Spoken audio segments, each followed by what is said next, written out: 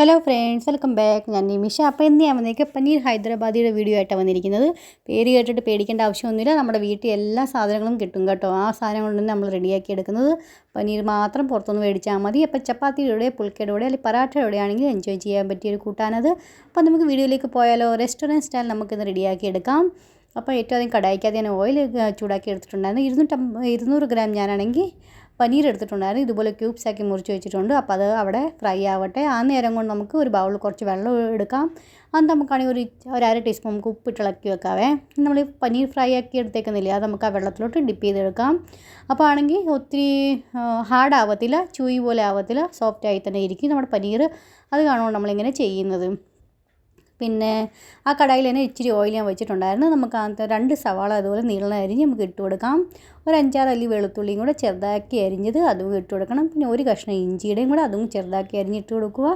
പിന്നെ 2-3 പച്ചമുളക് അതും കൂടെ നമുക്ക് ചെറുതാക്കി അരിഞ്ഞ് അതും ഇട്ട് കൊടുക്കുക. ഇതെല്ലാം കൂടി നമുക്ക് നന്നായിട്ടൊന്ന് വഴറ്റി സോത്തെ ചെയ്തെടുക്കാം. അപ്പോൾ ഇതെല്ലാം നമ്മൾ വീട്ടിൽ തന്നെ ഉള്ള സാധനങ്ങളല്ലേ നമ്മൾ ഇട്ടേക്കുന്നതെല്ലാം. ഇനി നമുക്കാണെങ്കിൽ ഒരു തക്കാളിയുടെ ആവശ്യമുണ്ട്. അത് നമുക്ക് ഇതുപോലെ നീളനെ അരിഞ്ഞ് നമുക്ക് ഇട്ട് കൊടുക്കാം. ഇനി നമുക്ക് തക്കാളിക്ക് പെട്ടെന്ന് വഴണ്ടി കിട്ടാനായിട്ട് നമുക്ക് ഇതിനകത്താണെങ്കിൽ ഒരു അര ടീസ്പൂൺ നമുക്ക് ഉപ്പ് ഇട്ട് കൊടുക്കാം. ഇതെല്ലാം കൂടി നന്നായിട്ടൊന്ന് മിക്സാക്കി കൊടുക്കണം.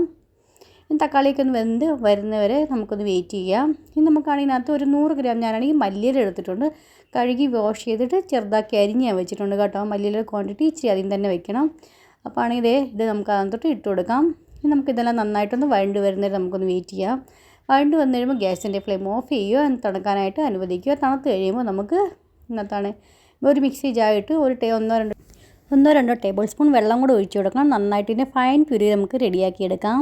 ഫ്രണ്ട്സ്, നിങ്ങൾക്ക് എങ്ങനെ എൻ്റെ റെസിപ്പീസൊക്കെ ഇഷ്ടപ്പെടുന്നുണ്ടോ ഇല്ലയോ എന്ന് അറിയിക്കുക. ഇഷ്ടപ്പെടുന്നുണ്ടെങ്കിൽ ഫ്രണ്ട്സിനും ഫാമിലിക്കൊക്കെ ഒന്ന് ഷെയർ ചെയ്ത് കൊടുക്കണം. പിന്നെ ഇതേവരെ പുതിയ കൂട്ടുകാരൊക്കെ സബ്സ്ക്രൈബ് ചെയ്യാത്തവരുണ്ടെങ്കിൽ സബ്സ്ക്രൈബ് ചെയ്ത് സപ്പോർട്ട് ചെയ്യുക. അതിന് തൊട്ടടുത്ത ബെല്ലൈക്കൺ ക്ലിക്ക് ചെയ്യാൻ മറന്നുപോലെ അതിന് ഓൾ ഓപ്ഷൻ ക്ലിക്ക് ചെയ്യണം. എന്നാലേ പുതിയ വീഡിയോ നോട്ടിഫിക്കേഷൻ നിങ്ങൾക്ക് എല്ലാവർക്കും കിട്ടുന്നതായിരിക്കും. അപ്പോൾ അത് നമ്മളാണെങ്കിൽ അത് ഫൈൻ പ്യൂരി നമ്മൾ റെഡിയാക്കി എടുത്തിട്ടുണ്ട് കേട്ടോ. ഞാൻ കടായി തന്നെ വലിയൊരു ടേബിൾ സ്പൂൺ നിറച്ച എണ്ണ ഒഴിച്ച് കൊടുത്തിട്ടുണ്ട്. അത് നമുക്കാണെങ്കിൽ ഒരു കഷ്ണം കറുവാപ്പട്ട, 3 ഗ്രാമ്പു, 2 ഏലക്ക, പിന്നെ ചെറിയ ജീരകം ഒരു അര ടീസ്പൂൺ നമുക്ക് ഇട്ട് കൊടുക്കാം. ഇതെല്ലാം കൂടി നന്നായിട്ട് സോത്തെ ചെയ്തെടുക്കാം. ഇനി നമുക്കാണെങ്കിൽ ഒരു 5-6 അല്ലി വെളുത്തുള്ളിയും ചെറുതാക്കി അരിഞ്ഞെടുത്തിട്ടുണ്ട്. അതും കൂടെ അത് ഇട്ട് കൊടുക്കുന്നുണ്ട്. നന്നായിട്ടൊന്ന് ബ്രൗണിഷ് കളറായി വരുന്നത് നമുക്കൊന്ന് വെയിറ്റ് ചെയ്യാം. ഇതിൻ്റെ വെളുത്തുള്ളി ടേസ്റ്റാണ് മുന്നിൽ നിൽക്കുക, എന്നാലും നല്ലൊരു ടേസ്റ്റ് കിട്ടത്തേ ഉള്ളൂ കഴിക്കാനായിട്ട് കറിക്ക്. അപ്പോൾ അത് നമ്മൾ നന്നായിട്ടൊന്ന് ബ്രൗണിഷ് ആവുന്നവരെ നമുക്കൊന്ന് വെയിറ്റ് ചെയ്യാം. അതിനുശേഷം നമ്മളാണെങ്കിൽ അരച്ച് വെച്ചേക്കുന്ന പേസ്റ്റില്ലേ പ്യൂരി, അത് നമുക്ക് അതിനകത്തോട്ട് മുഴുവനായിട്ട് ഒഴിച്ച് കൊടുക്കാം. നന്നായിട്ടൊന്ന് സോത്തെ ചെയ്ത് കൊടുക്കാം. ഇതെല്ലാം വഴണ്ട് തന്നെ ഇരിക്കുക, എന്നാൽ നമുക്ക് ആ എണ്ണയ്ക്കകത്തിട്ടൊന്ന് നന്നായിട്ടുള്ള മസാലയും ഫ്ലേവറൊക്കെ ഒന്ന് പിടിക്കാനായിട്ട് നമുക്കൊന്ന് സോത്തെ ചെയ്തെടുക്കണം. അതിനുശേഷം നമുക്ക് കുറച്ചും കൂടെ മസാല അതിനകത്ത് ആഡ് ചെയ്ത് കൊടുക്കാനുണ്ട്. അപ്പോൾ ഇതെല്ലാം വഴണ്ട് പാകമായി വരുന്നത് നമുക്കൊന്ന് വെയിറ്റ് ചെയ്യാം. ഇനി നമുക്കാണെങ്കിൽ ഇതായിട്ടുണ്ട് കേട്ടോ. ഇനി നമുക്ക് മസാല ഇട്ട് കൊടുക്കാം. 1 ടീസ്പൂൺ നമുക്ക് മുളക് പൊടി ഇട്ട് കൊടുക്കണം. നമുക്കൊരു 1/4 ടീസ്പൂൺ മഞ്ഞൾപ്പൊടി ഇട്ട് കൊടുക്കാം. 1 ടീസ്പൂൺ നമുക്കാണെങ്കിൽ മല്ലിപ്പൊടി ഇട്ട് കൊടുക്കാം. പിന്നെ ചെറിയ ജീരകം വറുത്ത് പൊടിച്ച് ഒരു അര ടീസ്പൂൺ ഇട്ട് കൊടുക്കുന്നുണ്ട്. ഇതെല്ലാം കൂടി നമുക്ക് നന്നായിട്ടൊന്ന് സോത്തെ ചെയ്ത് കൊടുക്കാം. നന്നായിട്ടൊന്ന് സോത്തെ ലോ ഫ്ലെയിം വെച്ച് കൊടുക്കണേ, കരിഞ്ഞു പോകാതെ സൂക്ഷിക്കുക.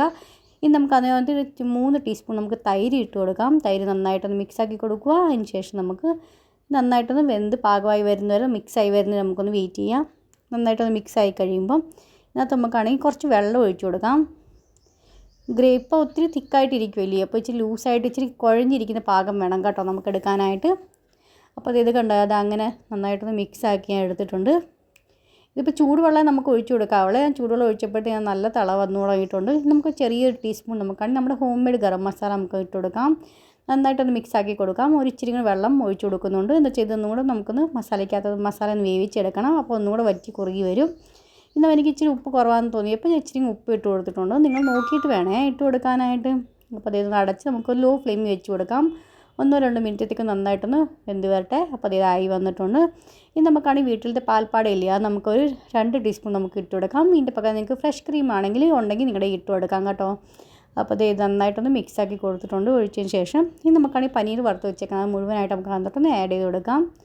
നന്നായിട്ടൊന്ന് മിക്സാക്കി നമുക്ക് പിന്നെയും വീണ്ടും ഇത് അടച്ച് ഒന്ന് മസാലയൊക്കെ ഒന്ന് പിടിച്ച് വരുന്നത് നമുക്കൊന്ന് വെയിറ്റ് ചെയ്യാം കേട്ടോ.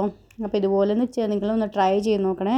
പനീർ ഹൈദരാബാദി നമുക്കൊന്ന് റെഡി ആയിട്ടുണ്ട്. ഇനി കുറച്ച് നേരം കൂടെ വെച്ച് കഴിഞ്ഞാൽ നമ്മുടെ പനീർ ഹൈദരാബാദി റെഡി ആയിട്ടുണ്ട്. സെർവ് ചെയ്യാനായിട്ട് ചപ്പാത്തിയുടെയും പുൽക്കടയുടെയും എൻജോയ് ചെയ്യാൻ പറ്റി കൂട്ടാനായത്. അപ്പോൾ നല്ല സിമ്പിളായിട്ട് നമ്മൾ റെസ്റ്റോറൻറ്റ് സ്റ്റൈൽ നമ്മൾ റെഡിയാക്കി എടുത്തില്ലേ, നിങ്ങൾ തീർച്ചയായും ട്രൈ ചെയ്ത് നോക്കുക.